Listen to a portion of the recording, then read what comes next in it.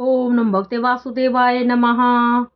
चैत्र कृष्ण पक्ष की पाप मोचनी एकादशी व्रत कथा।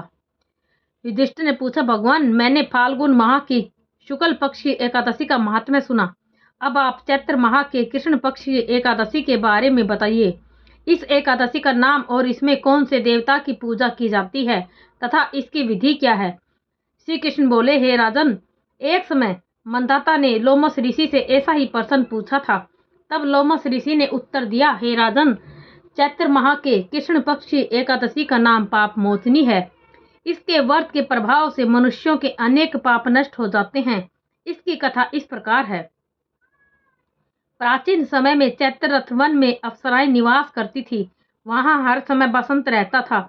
उस वन में एक मेधावी नामक मुनि तपस्या करते थे। वे शिव भक्त थे। एक दिन मंजू घोषा नामक एक अप्सरा उनको मोहित करने के लिए सितार बजाकर मधुर मधुर गान गाने लगी।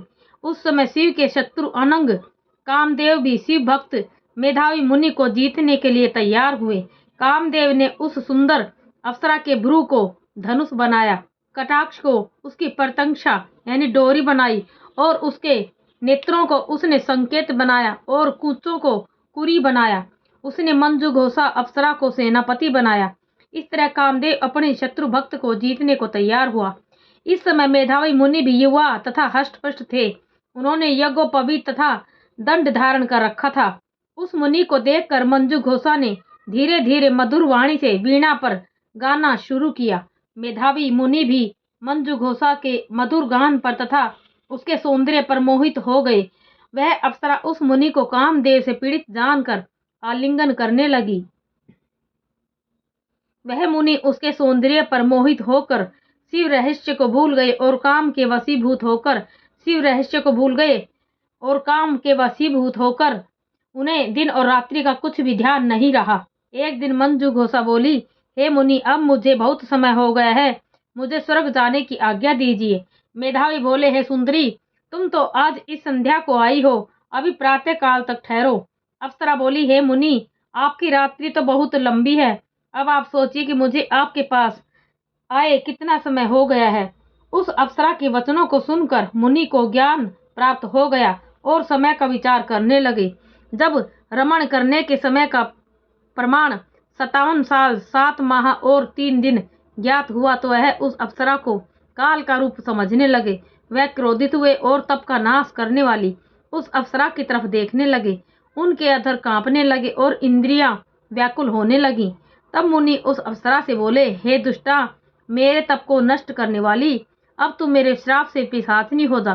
तू महान पापनी और दुराचारनी है, तुझे धिक्कार है। उस मुनि के श्राप से वह पिशाचनी हो गई। तब वह बोली, हे मुनि, अब मुझ पर क्रोध को त्याग कर प्रसन्न हो जाइए और इस श्राप का निवारण कीजिए। मुनि बोले, हे दुष्टा, मैं तुझे श्राप से छूटने का उपाय बताता हूँ। चैत्र माह के कृष्ण पक्ष की जो एकादशी है उसका नाम पाप मोचनी है। उस एकादशी का व्रत करने से तेरी पिशाचनी की देह छूट जाएगी। इस प्रकार मुनि ने उसको समस्त विधि बता दी और अपने पिता च्यवन ऋषि के पास गए। च्यवन ऋषि बोले, हे पुत्र, तुमने यह क्या किया? तुम्हारे समस्त तप नष्ट हो गए हैं। मेधावी बोले, हे पिताजी, मैंने बहुत बड़ा पाप किया, आप उससे छूटने का कोई उपाय बताइए। च्यवन ऋषि बोले, हे पुत्र, तुम चैत्र माह के कृष्ण पक्ष की पाप मोचनी नामक एकादशी का विधि तथा भक्ति पूर्वक व्रत करो। यह सुनकर मेधावी ऋषि ने पाप मोचनी एकादशी का विधि पूर्वक उपवास किया, जिसके प्रभाव से उनके समस्त पाप नष्ट हो गए। मंजू घोषा अप्सरा भी पाप मोचनी का व्रत करने से पिशाचनी की देह से छूट गई और सुंदर रूप धारण करके स्वर्गलोक को चली गई। लोमस ऋषि बोले, हे राजन, इस पाप मोचनी एकादशी के प्रभाव से सब पाप नष्ट हो जाते हैं। इस एकादशी कथा के श्रवण करने से एवं पढ़ने से 1000 गोदान करने का फल मिलता है। इस व्रत के करने से ब्रह्म हत्या करने वाले, गुरु पत्नी गमन करने वाले आदि के पाप नष्ट हो जाते हैं और अंत में स्वर्ग को जाते हैं। कथा का सार। इस कथा से स्पष्ट है कि देह जन्य आकर्षण अधिक समय तक नहीं रहता। देह के लोभ में पड़कर मेधावी ऋषि अपने तप संकल्प को भूल गए। इसे घोर अपराध माना जाता है, किंतु भगवान विष्णु की पाप मोचनी शक्ति इस घोर अपराध के पाप से भी सहज ही मुक्ति दिलाने में सक्षम है। जो प्राणी सदकर्मों का संकल्प करके बाद में लोभ, लालच और भोग विलास के वशीभूत होकर अपने संकल्प से गिर जाते हैं, वे घोर नरक के अपराधी होते हैं।